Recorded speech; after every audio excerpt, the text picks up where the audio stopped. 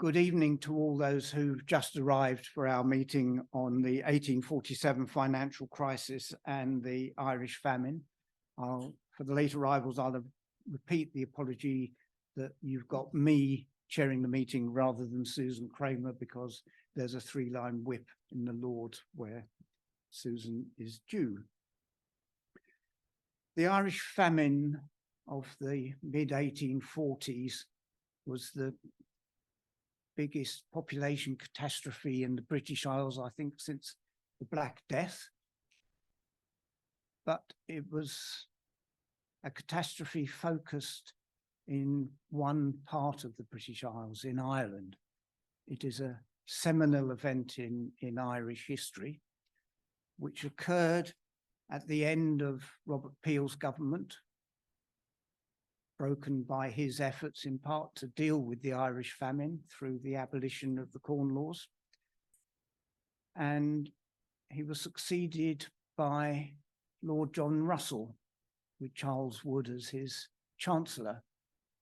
And particularly among Irish nationalists, there has been a tendency to blame that Liberal government for the extent of the catastrophe that occurred, not the blight itself, but the way that the government responded to that blight.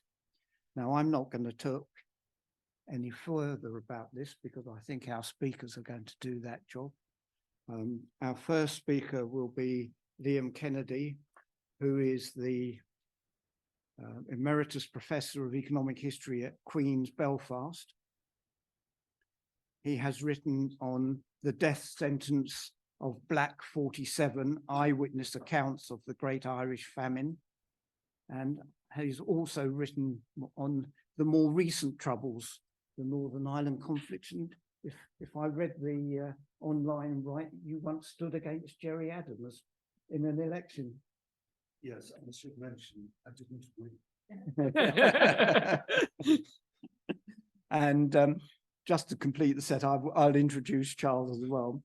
Dr. Charles Reid is a postdoctoral fellow and affiliated lecturer at Cambridge, and his book, The Great Famine in Ireland and Britain's Financial Crisis of that period, 1847, is what spurred us to put on this meeting. So we're very grateful that he's come to talk to us on it. Is it perfidious Albion, or as one review put it, feckless Albion, that is the cause of Ireland's problems? Over to you, Liam. Thank you, Chair, very much. And thank you for inviting me along. Greetings from the mainland in terms of tonight's focus. So I want to begin with Ireland in 1845. And it's a sunny note at the beginning. It's the only one in this presentation, which is to say that the summer of 1845 was quite a good summer, climate-wise, it seemed, and the expectation was of a good harvest for the potatoes and grain, the two mainstays of the people. But in September of 1845, there were alarming newspaper reports of a pestilence, as yet without a name, attacking the potato fields. So you could actually smell the disease that was afflicting the potato crop in Ireland. The leaves on potato stalks were turning black, and the infection was spreading in all directions. Now, because the potato blight struck late in the growing season of 1845, the shortfall in the yield of potatoes was of the order of a quarter of or a third. And that's quite significant, but worse was to happen. It was a manageable crisis, if you like, because potatoes were also fed to pigs and poultry, and so could be diverted into human consumption. And on top of that, the geography of spread meant that eastern rather than poorer western regions of the island were the most affected. So few died during the first 9 months of what we refer to as the Great Famine. The following summer, the mysterious blight struck again with fearsome consequences. The bulk of the potato crop, perhaps 80 to 90%, was destroyed. Signs of distress that were soon to become familiar followed in quick succession. So by the autumn of 1846, the winter particularly, the workhouses, the poor law workhouses were filling up. A panic-stricken exodus out of Ireland was underway, while famine diseases, famine fevers were exacting a heavy toll on the Irish poor. 1847, you have quite small acreage of potatoes, so the overall output is quite low. The blight doesn't return in 1847, but it's a particularly bad year because at that stage you have two back-to-back famines, and the rural poor, many of them had already consumed their seed potatoes, so weren't in a position to sow the kind of main crops. So what you have is hordes of hungry and infected people roaming the countryside in search of alms, some heading for the towns and ports.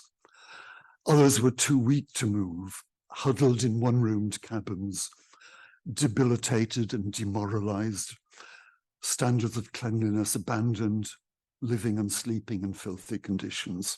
So overcrowding, poor hygiene, and weakened constitutions proved ideal for the spread of famine diseases, typhus and typhoid in particular.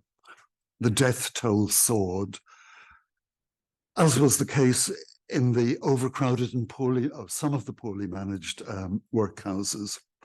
And emigration had been a significant feature of Irish society in the 15 or so years before the Great Famine, indeed accelerating in the 1840s, but it assumed exodus proportions in 47, 48, 49.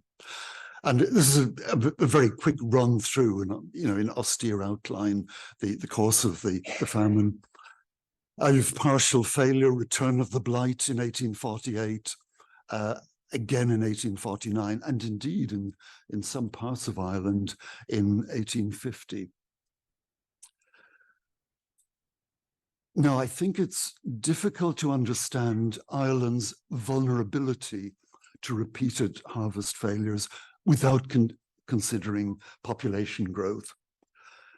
So if we look at the century before the Great Famine, from the 1740s to the end of the 18th century, the population of Ireland pretty well doubles, and it almost doubles again by 1845, the eve of the Great Famine, where we reckon something like 8.5 million people inhabited the island of Ireland. And indeed, that level of population hasn't been achieved again.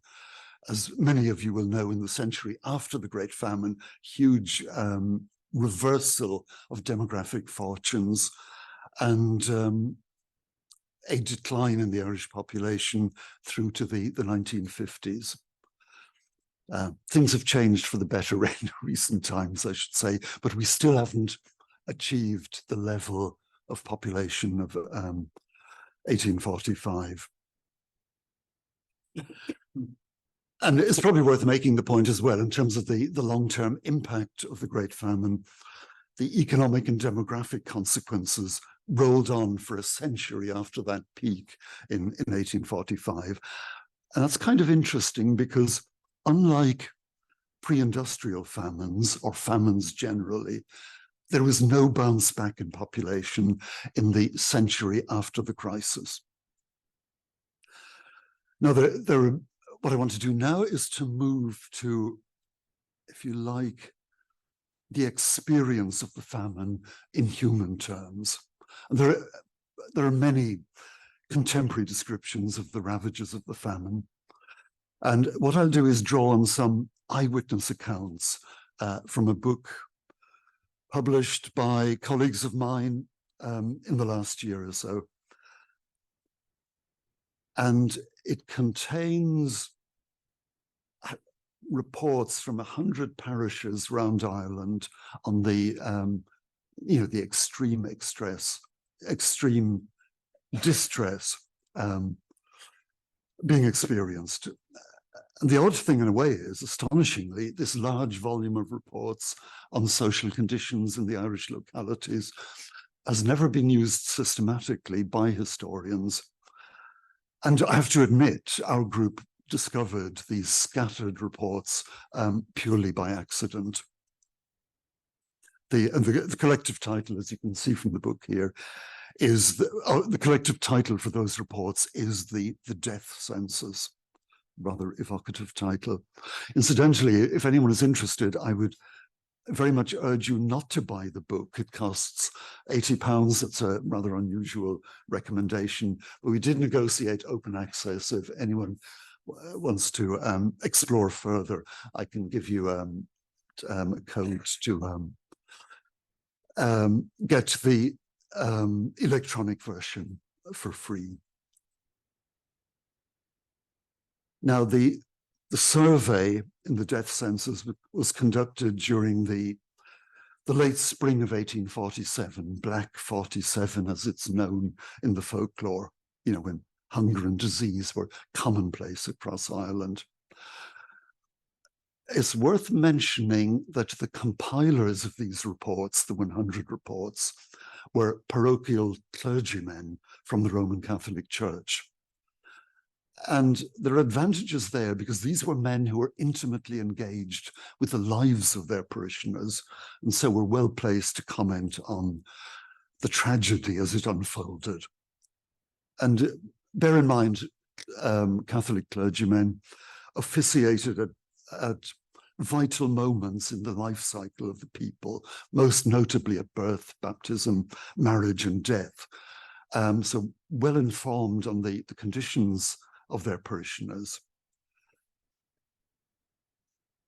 Let me mention briefly three eyewitness accounts. The first is from the Reverend Michael O'Flynn in County Mayo in the west of Ireland. All three examples are taken from the west of Ireland, in fact, May 1847. And those of you who might have difficulty in reading this, like me, let me say, typhus fever is raging and committing a great havoc. This is from Michael O'Flynn. It's a very rare thing to see more than 8 or 10 persons at the burial of the corpses. And could I mention, it's kind of an autobiographical point, when my mother died some years ago, between the 2 days of the funeral, there were about 800 people, I would say, and that's not remotely untypical for rural Ireland. So the fact that at funerals during the Great Famine, attendances were reduced to, half a dozen people is really indicative of how unhinged the society had become at that stage. To continue with the quotation, a few days ago, there were 2 little boys found dead on the roadside at Buhala in my parish. These were 3 days dead before I heard of it on the evening of the 3rd day. They were buried thus. Their coffins were the rags of clothes they wore, and their graves a sandpit into which they were thrown. A third of these had been thrown in since. And turning to Patrick MacHale, parish priest, again in County Mayo, in many instances, I've known persons to have acted on weeds for 5 days, to have lived on weeds for 5 days. A boy by name Anthony McLaughlin. It's rather good to get names of real people, victims who died during the Great Famine. Anthony McLaughlin of Castle Hill had the jaw literally fallen off him by famine and disease. A stouter young man there was not in the parish. The remains of the dead are left often for a week without interment, the inhabitants of the village not having the strength enough to carry them to the grave. Many die without the attendance of a priest. They fall off so suddenly.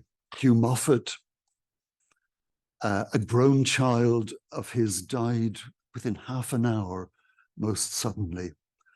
I attend in many places where all the members of the family have nothing but the appearance of spectres, actually crawling on all fours or stretched out for death. And McHale concludes, description is impossible. The Reverend Quinn from County Galway, I'm half my time all out mad by the state of my poor parishioners and my curate in fever. During the present month, twice as many have died as in the same time in winter. The population of my parish is about 3,200. May God bless them. My heart is broken at the scenes around me. Political comment, if we had our parliament, this would not be so. Our unfortunate country is doomed, I fear. One of the surprises for us, in fact, this is a surprise because it doesn't move on at the moment.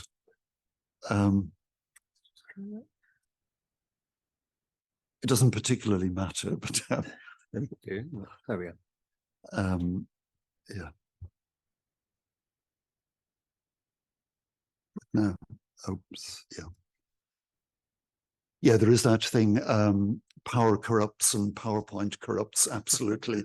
So, but what surprised us was there were a number of anticipations of the, if you like, extreme nationalist interpretation present in these reports, not all of them, but quite a number of them at the time.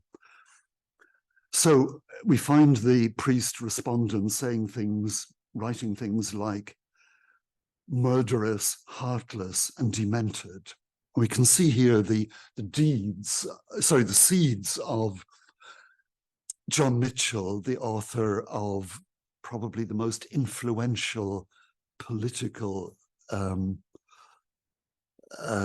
polemical interpretation of the Great Irish Famine. And these particular words, which, you know, run like a bullet through decades of Irish history. The Almighty indeed sent the potato blight, but the English created the famine. Back to the chair's opening words.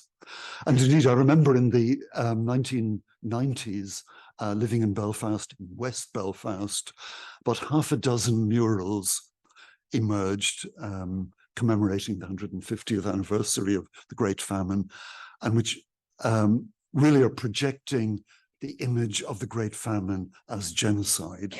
So if you can see that, it suggests 1.5 million deaths, Britain's genocide by starvation, and Ireland's Holocaust.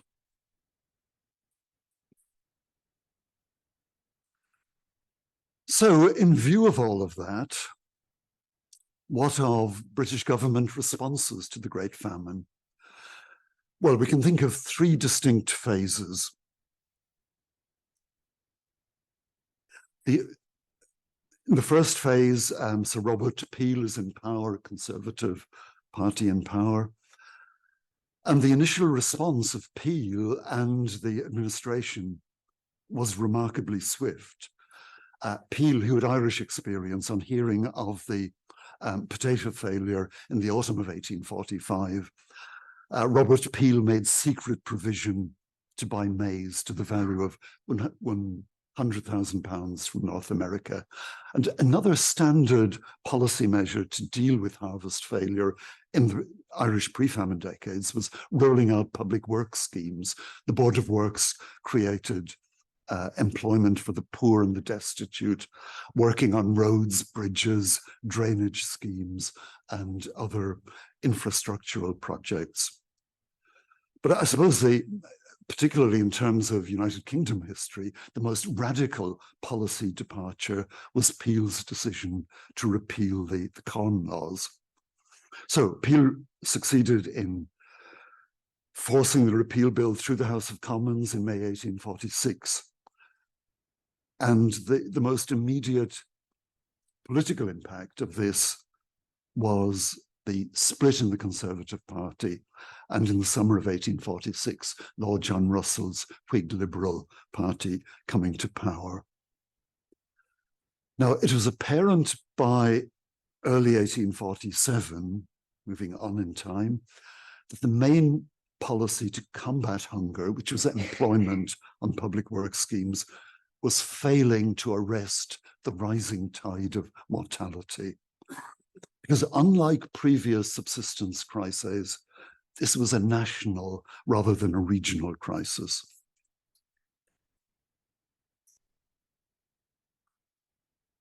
And in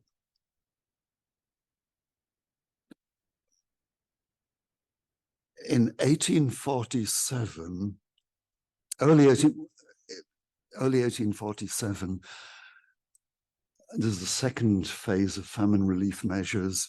The government decides to feed people directly rather than giving them wages to purchase food, to feed them directly. And I'll pass through this very quickly. This is what we often refer to as the soup kitchens phase. And what you have is the direct feeding of people at soup kitchens, feeding depots, hundreds of these round Ireland. And by July 1847, something like 3 million people, and the scale is incredible. By July 1847, 3 million soup rations were being delivered daily. But the soup kitchen phase was always intended to be a temporary one. And it was phased out in the late summer, August, September of 1847. And Lord John Russell's minority government was heavily influenced by the worries of Charles Wood, Chancellor of the Exchequer. Worries regarding the state of public finances had come to the conclusion that a massive policy switch was necessary, which Charles will elaborate in much greater detail. So the new master plan was to phase out direct provision of relief in Ireland from central government and to shift the responsibility back to Ireland. And the centerpiece of the new set of measures was the Irish poor law system, which had come into being only less than about 10 years earlier, modeled on the English poor law system, although there were some significant differences. So effectively what you have is the Whig Liberals saying, to use a phrase from the time, Irish property must pay for Irish poverty. So the Irish poor law system, the Irish ratepayers, landlords, the larger tenant farmers, shopkeepers, and so on, were now responsible for paying rates to fund the poor law system and indeed fund famine relief. And I don't think there's any need to emphasize the point that the poor law system was never intended to handle a national crisis. So you have continuing major mortality all through 48, 49, when the major dependence on poor relief is actually on the workhouses and the poor law system. Now, the effectiveness of the poor law system has been much debated. While the system undoubtedly saved lives, it put others at risk because of the way diseases spread in confined spaces. And the major problem, to take a different economic context, say the north of England, workhouses were not built to deal with mass unemployment in factory towns, nor were they intended to handle mass poverty. In the Irish case, the capacity was about 100,000. So that third phase, is a remarkable volte-face of Lord John Russell's administration. And the really big question is why? And Charles, in a recent book, brilliantly explores this and will suggest answers to that question.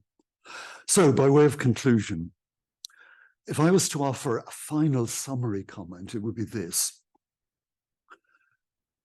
The famine was precipitated by an ecological accident, potato blight.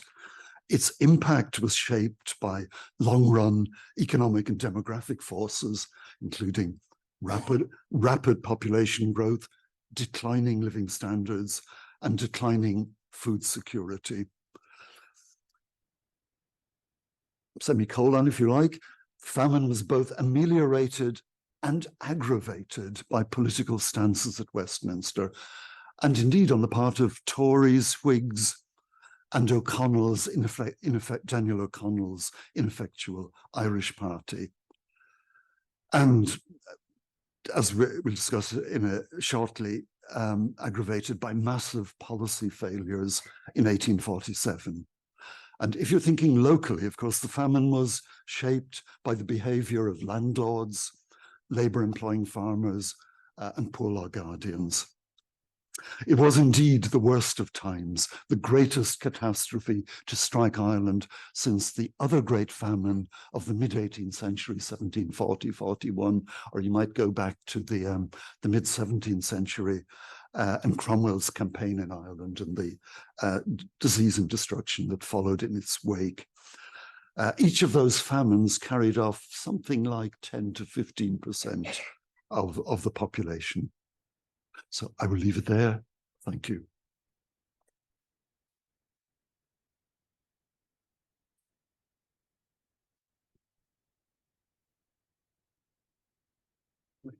Sorry. Change of technology. Yeah. Or the second speaker. Should we just change places? Yeah. While that's going on,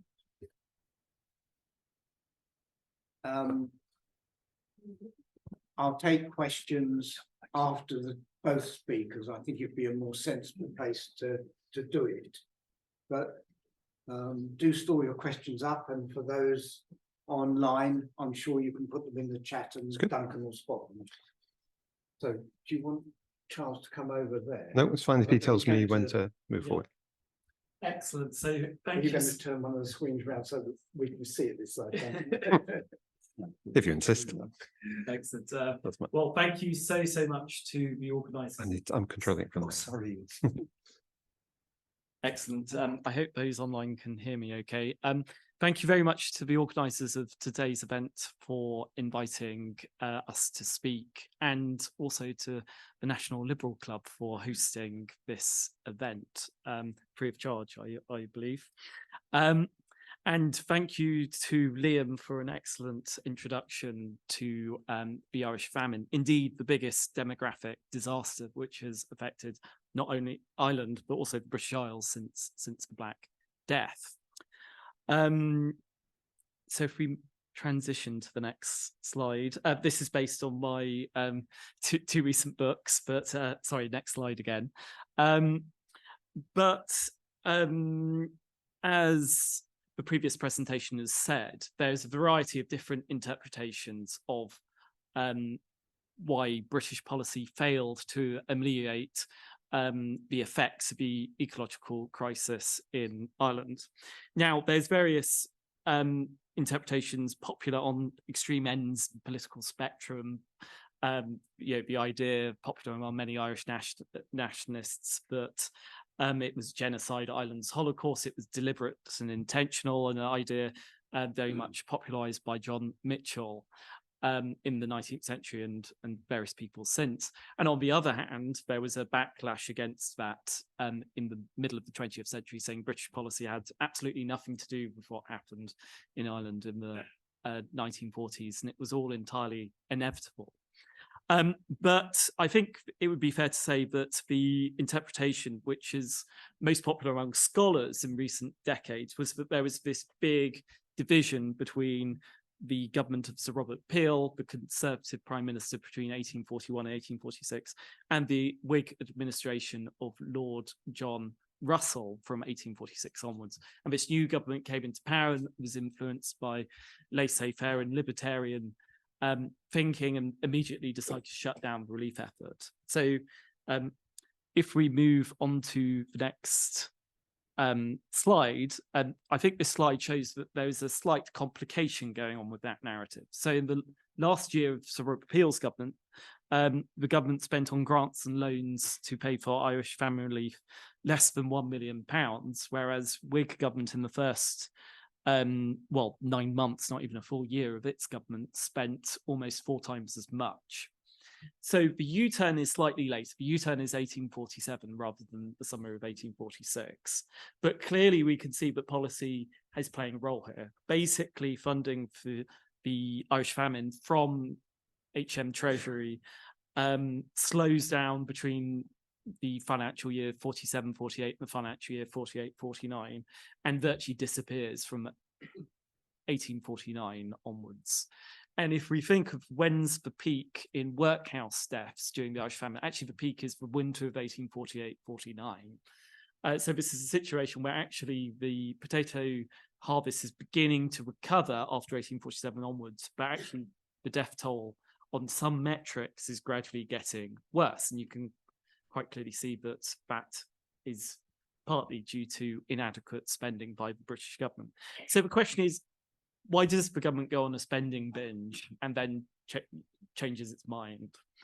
And in some ways, the rest of this presentation, in some ways, explains the series of events which led to that happening. So to zoom out and think of the world in early 1847 or Europe in 1846, 1847, it's rather like the world in 2022. There is a shortage of commodities driven in the mid 1840s by the failure of the potato crop, particularly in Ireland, but also across Europe. In 2022, the Russia-Ukraine war causes a shortage of natural gas, which then triggers a shortage of several commodities, including fuel in terms of natural gas gets turned into fertilizer and then gets turned into food in 2022. This causes a surge of inflation as well as a recession.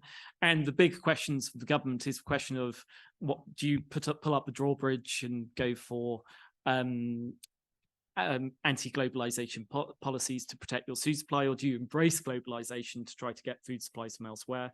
And the second question that the rest of my presentation will address is the issue of how do you reallocate resources in society to help those who are most vulnerable and most at risk in 2022 of freezing because their gas bill has risen so high, or in the context of the late 1840s, whose income represented by growing potatoes has disappeared, and also the big surge in food prices which occurred between the summer of 1846 and the summer of 1847. Now, sorry, if we move to the next slide. Now, sorry, I will do. Hello? Is that just for online? Okay, sorry, I will have to. I will turn up. Sorry, I thought the microphone was working in this room as well. So the political context to this is also very important, and it's also, this is the moment where the birth of the modern Liberal Party begins. So the Whig government in some ways is a bit like Theresa May's government in 2017. The Whigs are a minority government and remain a minority government throughout their entire period of office.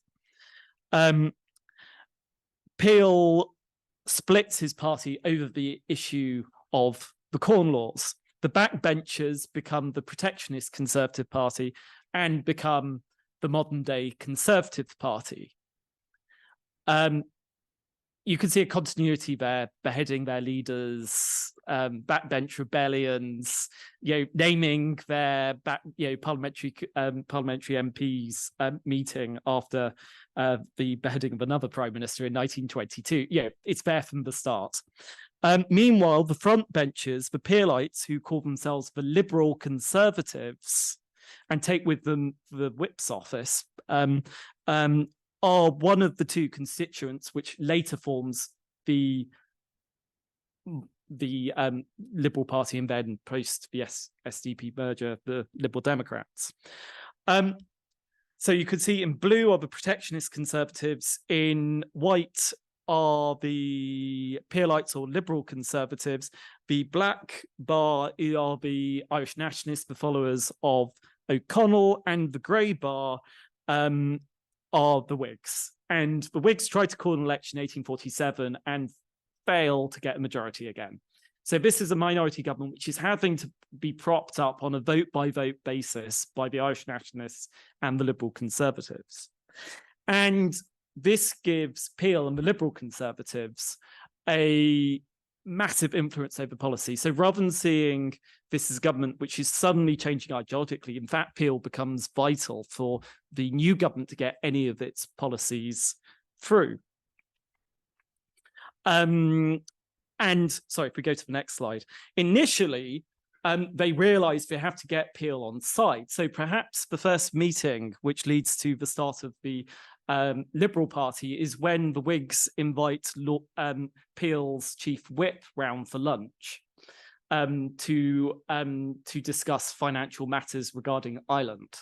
And that's the first time you see the cooperation between the Peelites, the Liberal Conservatives, and the Whigs. And eventually, this collaboration develops in the 1850s. You get the emergence of the modern Liberal Party. And it was clear what the Peelites wanted the new government to do: continue the policy and indeed to increase expenditure on them. The result was that Russell went to Parliament in August 1846, at the end of the parliamentary session, which ended in 1846, promising that an even bigger expansion of Peel's policy. And he literally, said, "The whole credit of the Treasury and means of the country are ready to be used to avert famine and maintain the people of Ireland." So basically, Russell announces spending no object about the famine relief. Sorry, Parliament then breaks up for a recess until early 1847. But a lot happens in the intervening period. So the harvest failure in 1846 is much worse than 1845, almost complete wipeout of the crop. You get surging spending on the relief efforts, but the death rate climbs and climbs and climbs. And it becomes clear that the public works in some ways are counterproductive. Making people who are famished work on do heavy labor all day when they're already starved of calories is going to raise the death toll. You get famine fever breaking out on the public works sites. For many families, they've lost. The man has died, and how do you get money into the hands of the widows and to the young children when you're assuming with the public works scheme that they're still male head of each household who can do the public works? There's also other problems. The daily paying the workers daily results in Ireland running out of farthings. And so there's a lot of late payment of work. But inflation rises, food inflation rises so quickly that wages struggle to keep up with the cost of living going up. And there's no indexing and no inflation indexes, which makes that process much harder than it is now to do that process.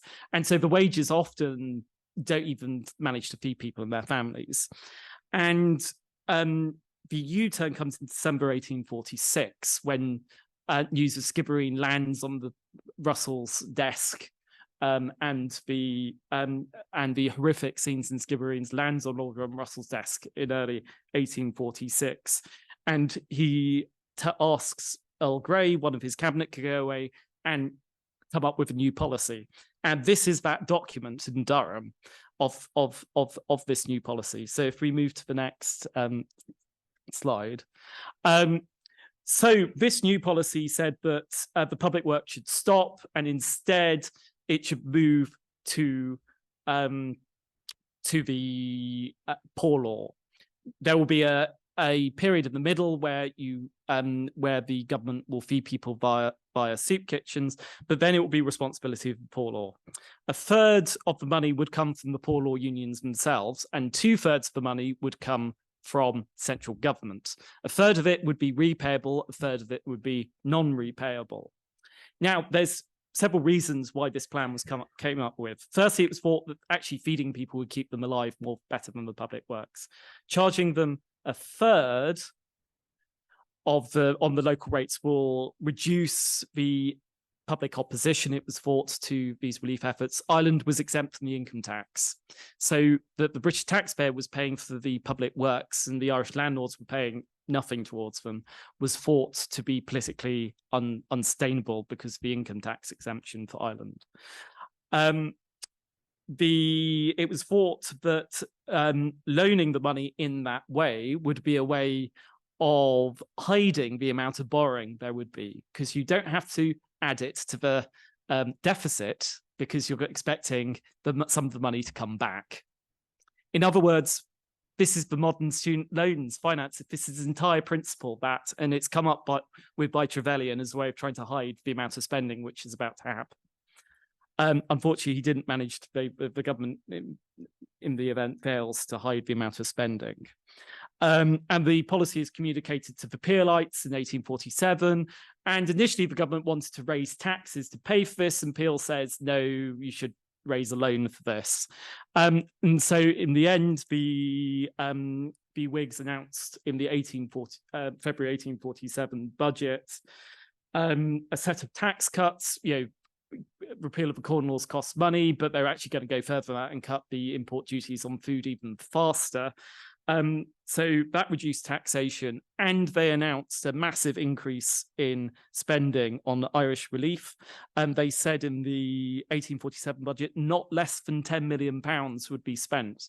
And privately, they'd calculated £14 million was what was going to be needed. So in the event, they spent a lot less than that, but the plan was to go from 1 million in the first year of the famine to 4 million, then 14 million. And they announced that in the budget. The markets began to panic a week later after the size of the first loan to fund the deficit was announced. This is the so-called Irish loan of £8 million announced the next week. And if we go to the next slide. Now, I'm not going to explain entirely the technical complexity of this, but the first line is the announcement of the budget, and the second line is the announcement of the U-turn over Irish spending. And there was also a sharp increase in British interest rates in order to calm markets. And during this period, there was a run on the gold reserves of the Bank of England. There was a run on the note reserves of the Bank of England because essentially the country bankers thought money was about to get very expensive because market interest rates were surging, so they wanted to hoard as much money as possible. And also you get a massive surge in yields because people are trusting the national debt as investment in the national debt as much as they are. And this is contributed to by Peel's Bank Charter Act of 1847, which says that the Bank of England is only allowed to issue banknotes over a certain fiduciary level on a 1-to-1 ratio with what the gold was in its reserves. So if you have the reserves going down, what the Bank of England can lend out or is falling. And you basically have a tug of war between the bankers versus the government over, and the Bank of England has this decision, are we the lender of the last resort to the government, or are we the lenders of the last resort to the market, in an era where what the job of the Bank of England wasn't clear. The result of this is that government debt auctions, regular government debt auctions, start failing. There's just not enough liquidity in the system for the government to turn over its debt. And they managed to plug the panic by announcing a U-turn. There will be no second loan, they promise. On the same day, Trevelyan writes to the underwriters and say, can we squeeze in a second loan by changing the name? It doesn't need to be the Irish loan. Can we change the name? The underwriters say, I think people would spot what we're doing. So the government initially considers trying to hide the second loan, but it's the second crisis triggered by the sudden surge of interest rates. Think the collapse of Silicon Valley Bank, the corn brokers go bust because interest rates rise too high. There's a crash in the price of railway shares, which sends several banks down. And the result is that the government is forced to raise interest rates to the highest level ever since the foundation of the Bank of England, 8% in the autumn, and has to suspend the Bank Charter Act humiliatingly temporarily in order to calm the panic. Furthermore, and this is partly aggregated by the Chancellor of Exchequer trying to meet everyone who'd borrowed, the biggest people who borrowers of money from the Bank of England, had them line up outside his office, and he asked, well, we need to borrow more money from the Bank of England. Could you give your money back to the Bank of England? What's everyone going to do? They're going to panic. So that's the week of terror in October is triggered by this set of meetings where the Chancellor of Exchequer basically asks the banking community to put their money back in the Bank of England so the Bank of England could lend this to the government. And the result of these two crises is that Wood does not want to do any more loans, doesn't even want to talk about any more borrowing to help Ireland and then to lend to the poor law unions to help Ireland. So if we move to the next slide, and this is the point. This is the money which was going to support the poor law union. So rather than throwing the entire burden of relief, 2/3 of the money was going to come from the central government, 1/3 was a grant, 1/3 was a loan, which the government never really intended was going to be paid off, and indeed wrote off completely in 1853. Rather like student loans, force young people to borrow lots of money and then they mostly don't pay it off and then it gets written off. But with the loans intended to finance that system no longer able to be issued, the government ends up with no plan. This is Lord John Russell saying, now without borrowing and lending, borrowing from the markets by the Treasury and the Treasury lending and giving the money to Ireland, we could have no great plan for Ireland. And as much as I wish, I've got to see that it is impracticable. Practicable. So if we move to the next slide. Now, your question is, what's going on? Why is this happening? And this is partly because of something called the macroeconomic policy trilemma. This is not developed of the 1960s, so it's not there to help the economic policymakers at the time. And essentially what they were trying to do was trying to achieve all three parts of this macroeconomic policy trilemma at the same time.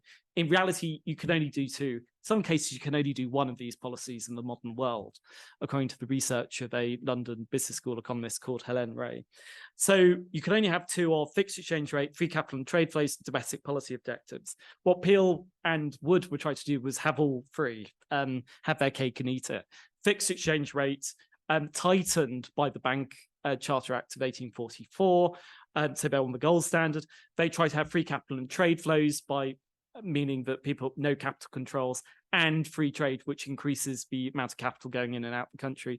And they were trying domestic policy objective, having low interest rates and large scale government borrowing at the same time. You can't do all three at the same time. And in the end, they pick the gold standard and free capital and trade flows over the other option. So if we move to the next slide. So there were policy alternatives, but these were blocked partly because the government was a minority government. So in 1848, the Whig government tried to announce in two budgets it was going to try to raise income tax. And it had to withdraw the proposals when it became clear that there was not a majority there to vote for it. This was partly because Irish repeal MPs didn't want to have any increases in income tax. This was partly because the increase in income tax in Britain was going to result in the partial abolition of Ireland's exemption from the income tax. And if you paid income tax in Ireland, you were basically that was the electorate. So this was suicide to vote for anything which would weaken the Irish exemption from income tax.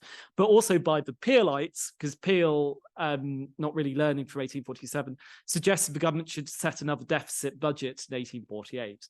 Now, the point is, the Whigs and the Liberal Conservatives are gradually coming together, but the Whigs think this is a trap because Peel campaigned in 1841 after the financial crises of 1837 and 1839, which were caused by the government announcing another named loan, and that was the loan to pay off the slave owners for the abolition of slavery. And Peel had then campaigned in the 1841 election this massive borrowing spree was responsible for these financial crises, and this was because the Whigs had spent too much money and caused financial crises. So they were worried that this was Peel's game to try to humiliate them again in the late 1840s. And so Peel does not support increasing the income tax. There was also another policy. You could you introduce capital controls, suspend convertibility. But again, Peel actually threatens to collapse the government over this. This is proposed by Earl Grey in the Colonial Office, but it's vetoed by Peel because Peel thought everyone would remember him because of the Bank Charter Act of 1844. And there are biographers saying that Peel is thinking of his place in history as much as Churchill and Tony Blair are. And he thought, everyone's going to remember me because of the Bank Charter Act. And so he says, no, this is my legacy. You're not allowed to touch that. I will vote down the government if you do that. So this gets vetoed as well as a policy option. Sorry, do go to the next slide. So the result is the government ends up in this situation where you end up with other policy options being blocked by the lack of majority at the same time as announcing more borrowing for Irish relief to trigger problems in the money market in the UK, thanks to the straitjacket of the Bank Charter Act of 1844, passed by Peel in particular. The result is that the whole burden of the relief was thrown on the poor law unions, who had to finance this mainly up front, rather than the other system where they would mainly be loaned most of the money and then sort of loaned the money on the never. The result was you had taxes in Ireland reached extremely high levels. In one place, Ballinasloe, you end up with the rates hitting 34 shillings, 3p and a farthing. So that's a tax on property of 170%. And it's not the only place. So this is it drawn on a map. This produces much better Lather curve diagrams than Lather ever managed in the 20th century. Up to about 50%, if you raise taxes, you can collect the money, and then you basically stop raising any more money above the certain level. This is because if you have no capital controls, people just leave with their money, or people just hide their income from the government. There's also people can enter and leave, or at least the wealthy can enter and leave whenever they want to in this period. So if we go to the next slide, you see very much with a 1 year lag, this sudden surge of emigration to the United States of the wealthier type. Why the United States? Well, this was a way of declaring bankruptcy in the 19th century. You didn't go to Dale. You sold everything you had and ran off in the middle of the night to leave your liabilities behind. And because they can't get you in America, they could get you in the rest of the British Empire. And they did actually chase people who defaulted on their poor law rates all around the British Empire, particularly egregious examples of this. But the point is this emigration and capital flight, triggered by this very high level of taxes, caused the Irish rural economy to collapse even further. So people were rounding up your cattle and taking your crops and taking all the capital goods you had in order to pay the poor law rates, in order to pay for poor relief. So the point is that you needed geographical transfer of wealth from the wealthier parts of Ireland and wealthier parts of Britain to Ireland to make this system work. And the point is that 1847 financial crisis is where the promised loans disappear. So should we go to the next slide? I promise this is my last one. So you might find some parallels between what I've just said, and my book was signed off in July 2022, so before the mini budget, and now. But it's worth thinking about some conclusions from this situation about history and policy. So what is the purpose of history? And that's something which has been discussed recently. And often some historians present their research as, in very politicized terms. So people like blaming all sorts of things for the Irish famine, from laissez-faire ideology, libertarianism. There's even somebody who tried to use the history of the Irish famine to increase support for GM crops. I mean, so history driven by modern day and contemporary agendas results in something quite ahistorical. It leads to observer bias. People just see what they've set out to see. I mean, I sometimes show this to students with there's this video on YouTube where you ask people to look at how many times people throw a basketball to a group of people sending a basketball to each other. And anyone who comes up with the right answer, because they're focusing on the basketball, doesn't notice that a man in a gorilla suit has walked onto the screen, waved at everyone and walked out the other side. So this is observer bias. You just, if you're want to look at find basketballs, you just look at the basketballs, not the man in the gorilla suit waving at you. People say structural factors are important, and to some extent they are, but they're not the full picture. This structural determinism takes away from people's decisions and miscalculations. For example, the people who held the balance of power in Parliament during the Irish famine were the Irish nationalists. Indeed, they had all the way through the Whig government after 1846, there was an Irish Catholic repeal MP as a Lord of the Treasury. So they were sitting in on all the meetings going on in the Treasury. Ireland had disproportionately more power in the Union in that period. And it's an interesting story how they fail to wield that power better. I mean, we have another story like that. The DUP had balanced power in 2017 and failed to get what they wanted either. So we can see a repeat there either. We can see a repeat of that story there as well. But I hope this shows the importance of history, which isn't run by modern day political agendas, that sometimes we can miss the man with the gorilla suit raving at you because everyone's looking at the basketballs. We can end up missing the important part of the story. And that's part of the reason I think the 2022 mini budget happened, was that all sorts of other explanations of the Irish famine were dominant, and yet the one which is key for understanding this U-turn in policy over Irish spending, that the government messed up raising the money in the 1847 budget by trying to cut taxes and going on a borrowing spree at a time of rising interest rates, commodity shortages and inflation. That story was not better known, allowed the government to try and do it again, much with the same consequences as 1847. And at that point, I'm going to stop talking.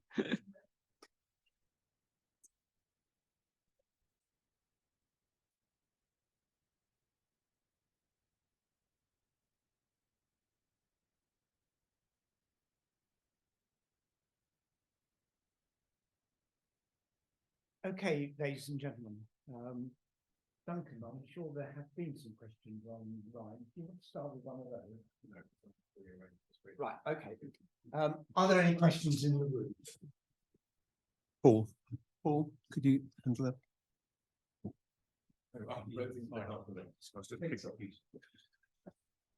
Over in that corner there.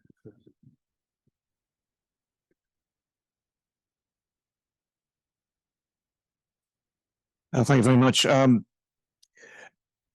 It's just a short question about the blight. Now, we know it affected Ireland, but did it affect anywhere else? I'm assuming at the time in Britain, there were far fewer potatoes grown. We were much more wheat-based. But if blight was affecting other areas, what were those areas? So I think Peter Solar has a very good chart showing this of areas in Europe with more than 30% dependence on potato. And other than Ireland, I think a small bit of rural Lancashire is about the only other place which had more than 30% potatoes. Sorry, we can't hear it. Sorry, only a small part of rural Lancashire was about the only other part of Europe which had, other than Ireland, which more than 30% of the crops grown were potatoes. And I think there's a paper in the Journal of Economic History which actually says the 1848 revolutions were the consequence in continental Europe, were the consequence of the economic distress, partly triggered by the effects of the potato blight in continental Europe. Liam, do you have anything? Yeah, I mean, clearly I'll stand up because it may be more difficult to hear at the back. Clearly the potato blight swept across Europe. So the key issue is not the presence of the potato blight or Phythophora infestans. The key issue, it seems to me, is how vulnerable particular agrarian communities were to how dependent they were on potato as the mainstay. The Flanders, Belgium was particularly badly hit, but nonetheless, there wasn't, you know, as Charles is saying, and as Peter Solar, a mutual friend in Brussels, has pointed out, the degree of dependence on the potato as the mainstay of life isn't matched anywhere else outside of tiny pockets here and there. The west of Scotland, for instance, was quite badly affected, but even there, thinking of Tom Devine's work on the Scottish famine, or as my friend Cormac O'Grada puts it, what happened in the west of Scotland was small beans by comparison with what happened in Ireland. There was indeed excess mortality there, but there were various mitigating factors, somewhat less dependence on the potato amongst cotters, but also huge intervention of the Presbyterian churches, and it would seem rather more benign policies by Scottish landlords. And indeed, there was the possibility of migrating to the lowlands and industrializing Scotland. Actually, we have a related question on the chat. If I could bring it in from Michael Hall. Michael Hall just says, well, you can see it on the screen. Can our speakers address the question of why potatoes were such a vital crop? Weren't there other crops such as wheat that could be grown? Shall I?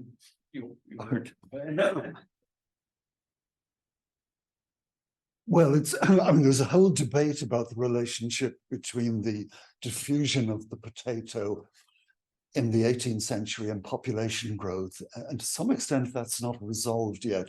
But it still seems to me the commonsensical conclusion. Charles may disagree with this. Some of my colleagues would. It seems to me that population pressure. Remember the point I was making earlier, that you have a fourfold increase in population in Ireland between the 1740s and the 1840s, that century. And that's, for a pre-industrial society, that's a massive increase in population.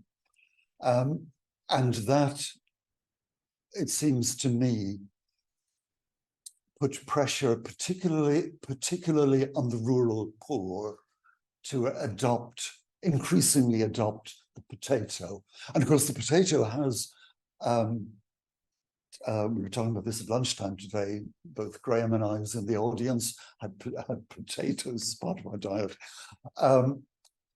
It's a highly nutritious crop, providing most of the vitamins, minerals, particularly if you have dirt, on the outside, you get iron as well.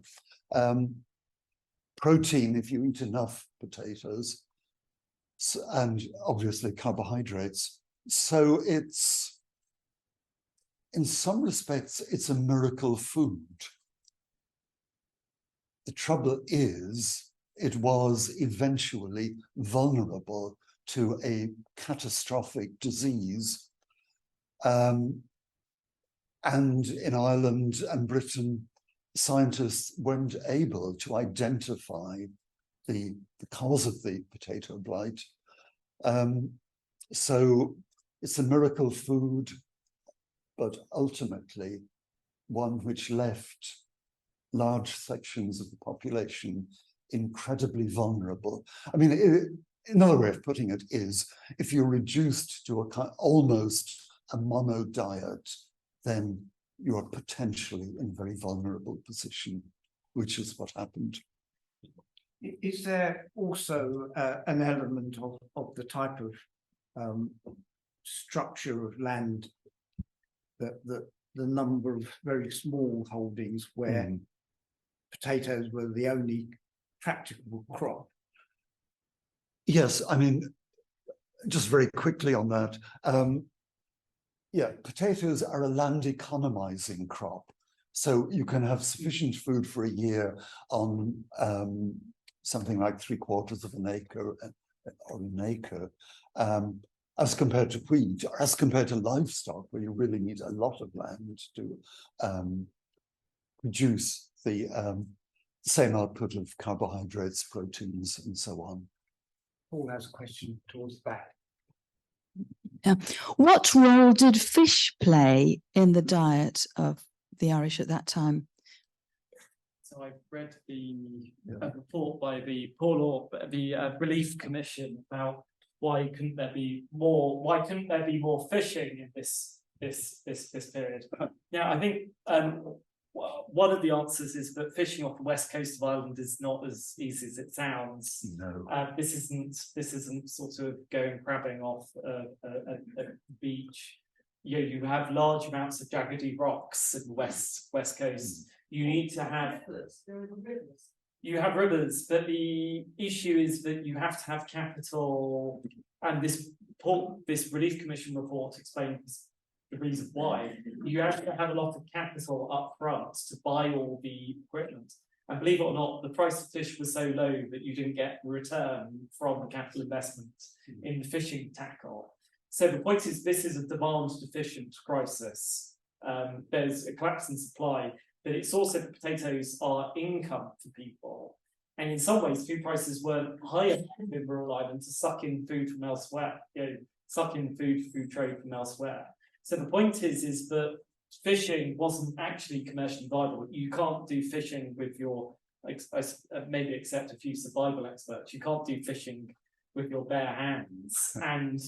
And you can't, and you have to be trained to do it. I mean, if you have very limited equipment. So the point is that yes, there would have been some people eating fish, but it wasn't commercially viable to do it in terms of capital investment for ordinary people. And where would they get the capital investment to buy the equipment? In any case, and I don't think you could sustain 3 million people on with a fish. I mean, you would have probably seen Ireland's rivers completely destocked in this period.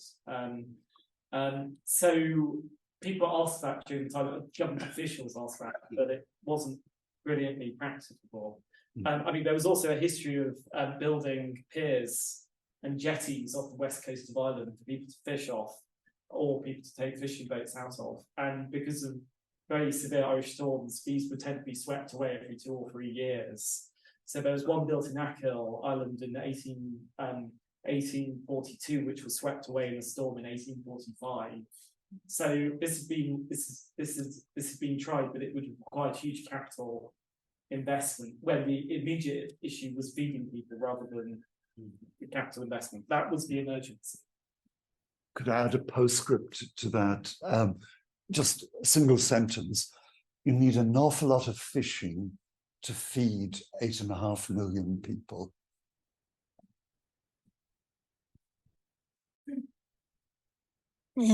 Thank you, panel. The discussion thus far has focused on the commodity of potato rather than the focus on Holocaust. And there hasn't been any address on the racial aspect and the prejudicial perspective on reduction of Irish population. So just wondered whether there was any comment on that.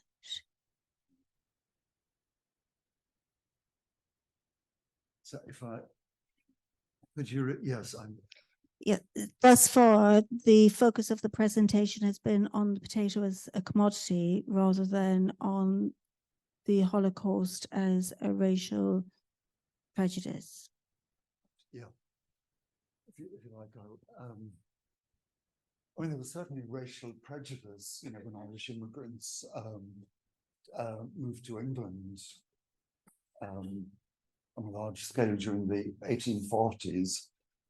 There was considerable racial prejudice, sometimes reciprocated as well, I have to say. There is a kind of colonialist interpretation of the Irish famine. It's not one I subscribe to, and Charles doesn't either, as I understand it. So, yeah, of course, racial prejudice existed in virtually all societies. But bear in mind, in terms of the top policymakers, I'm thinking of Lord John Russell, Charles Wood, Charles Trevelyan. They seem to have been imbued, and this is well before the famine, going back to the 1830s, 1840s, with this notion of justice to Ireland. That is one of the Whig liberal mantras, if you like. So there was a genuine concern there was a recognition, first of all, that Ireland, Irish society was underdeveloped by comparison with English and Scottish society, but at the same time, a sense that reforms should be introduced that would in fact raise the level of development in Ireland. And it doesn't seem to me that that fits with a notion of with a malign colonial mindset, which is simply seeking to exploit the resources of Ireland.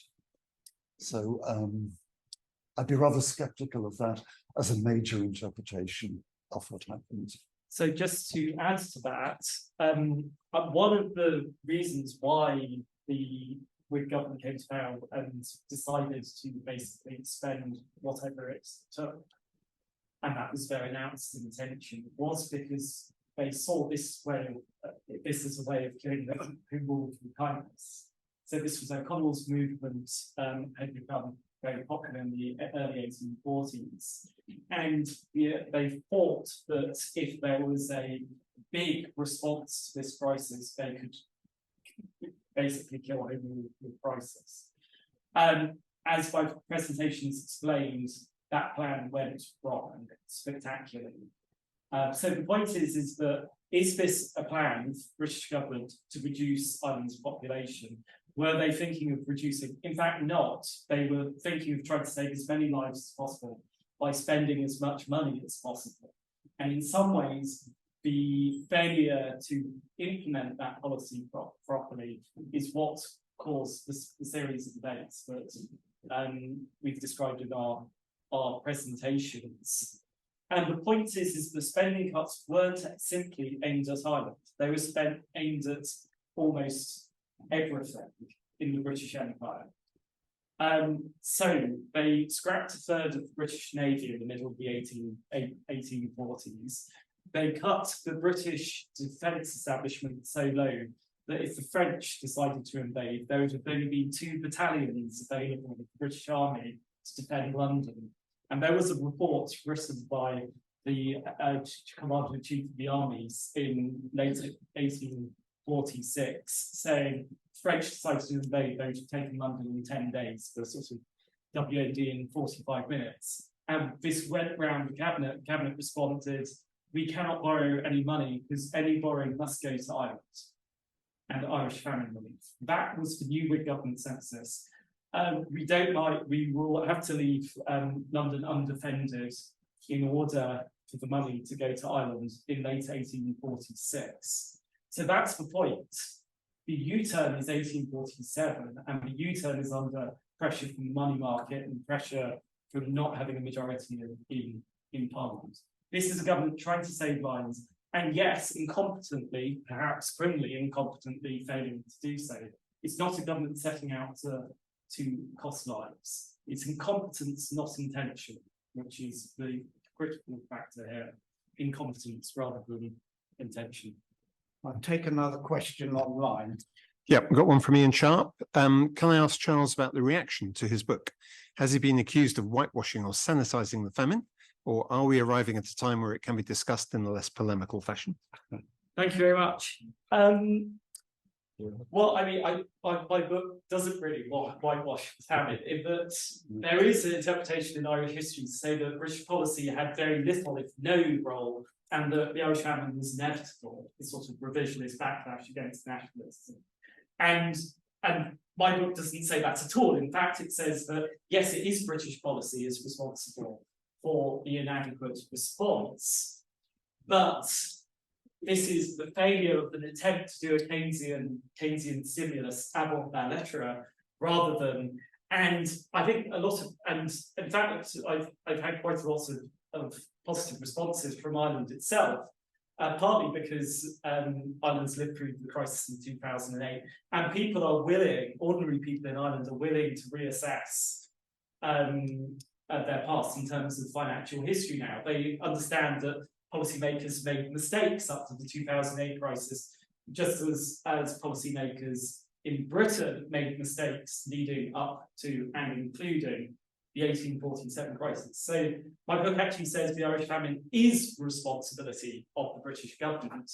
So it is admitting responsibility. That if the Irish famine is going to be useful for better policy making in the future, we have to understand the mistakes they made, often quite well-intentioned mistakes, rather than going on the blame game.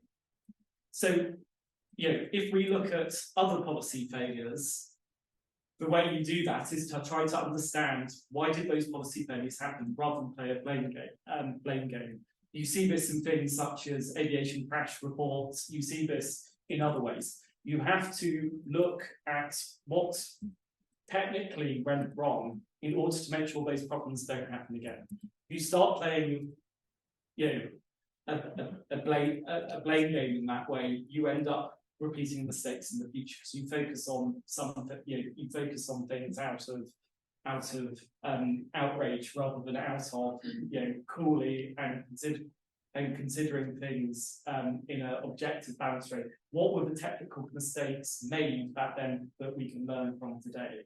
And I have to say, Britain didn't learn from those mistakes for the last 2 years, which is why the mini budget of 2022 happened. I'm afraid it's going to have to be a final question from the back of the room.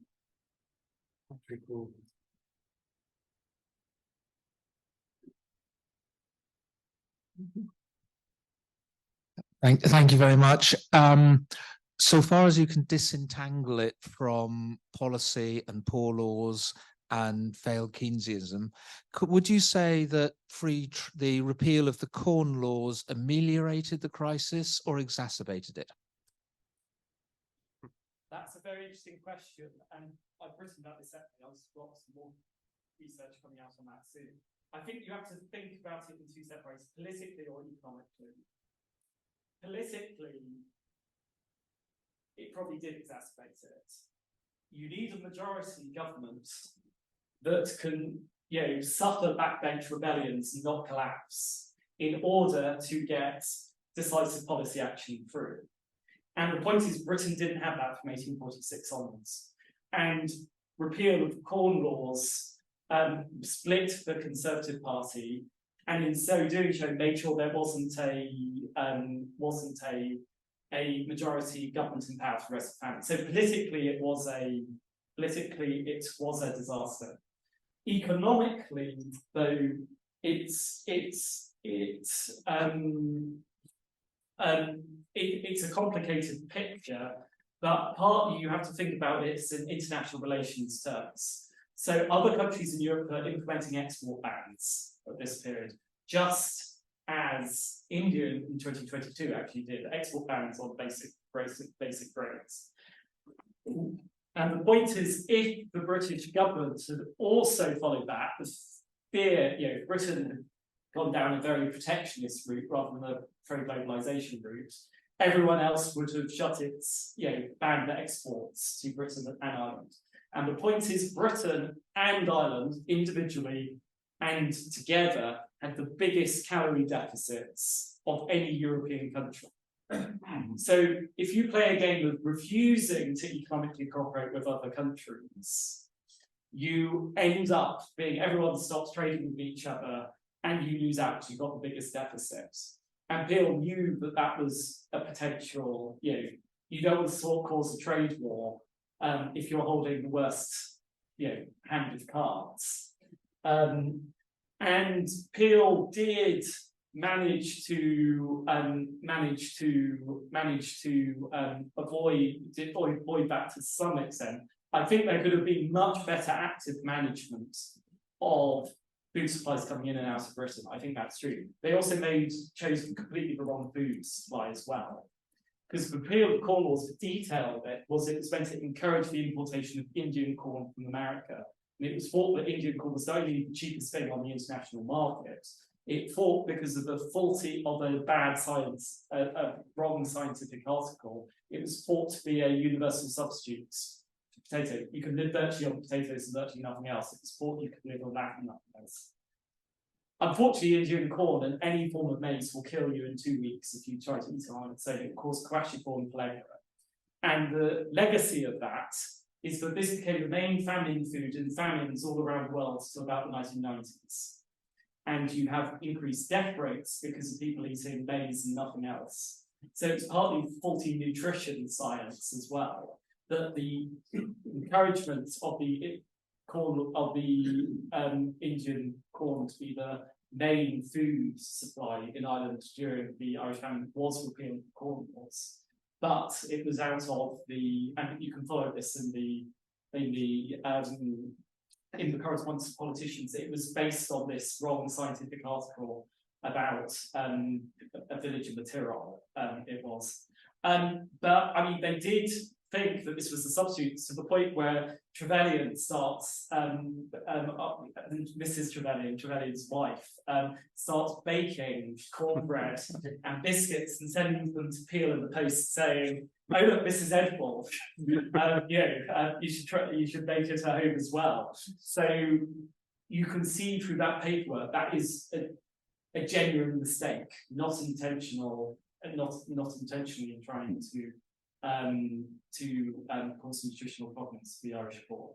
So science hadn't caught up and economics hadn't caught up with what the British government wanted to do, and that was part of the issue.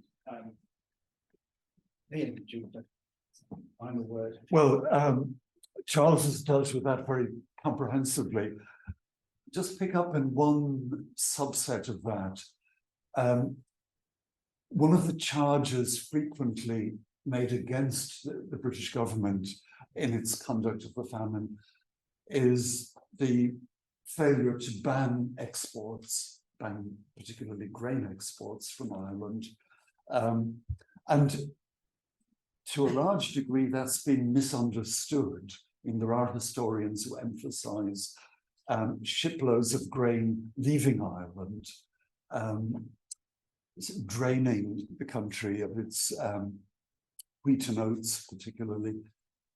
But they tend not to focus on the shiploads of grain coming into Ireland. In fact, Ireland is a net importer of grain from spring of 1847 onwards, and possibly even earlier.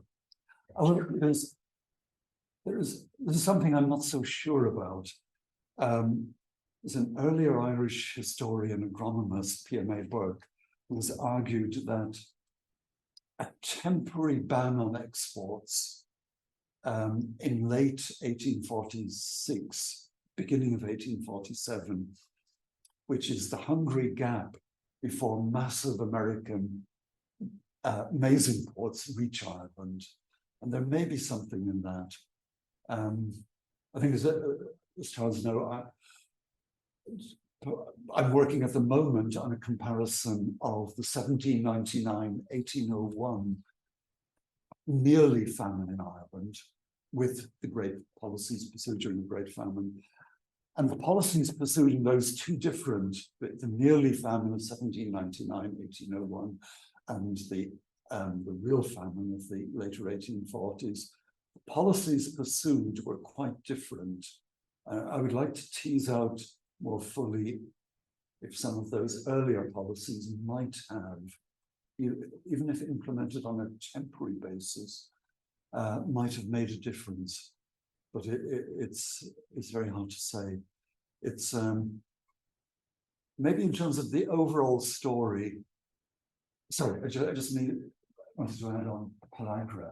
I think it's something like 2 to 3 years before you on a completely maize diet that you begins to have seriously bad effects on you. I don't think that the nutritional evidence for Ireland at the moment is sufficient to make the claim that it was a major contributor to excess mortality. It may have, but yeah, I think we need more research in that area. The final kind of, I suppose, more overall point to make is the emphasis tends to be on lives lost during the Great Famine, something like 1 million excess deaths, although there are some people with lower estimates, but at least the leading contributors, Joe Mukir, Cormac O'Grada, and so on, are settled on the 1 million figure.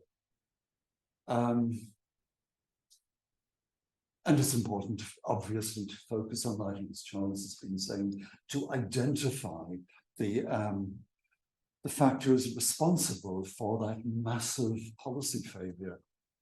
But I think it's also important to bear in mind that lives were saved during the Great Famine.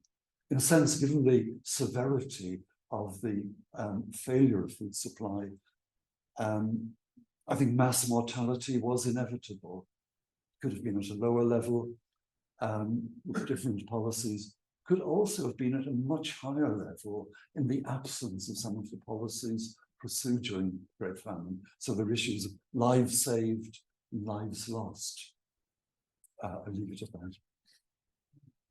I think we've had a very good introduction into the complexities of the Irish Famine and of constructing policy then and now. I'd like to ask you to show your appreciation for our speakers who've given us, I think, more than we bargained for in money's worth.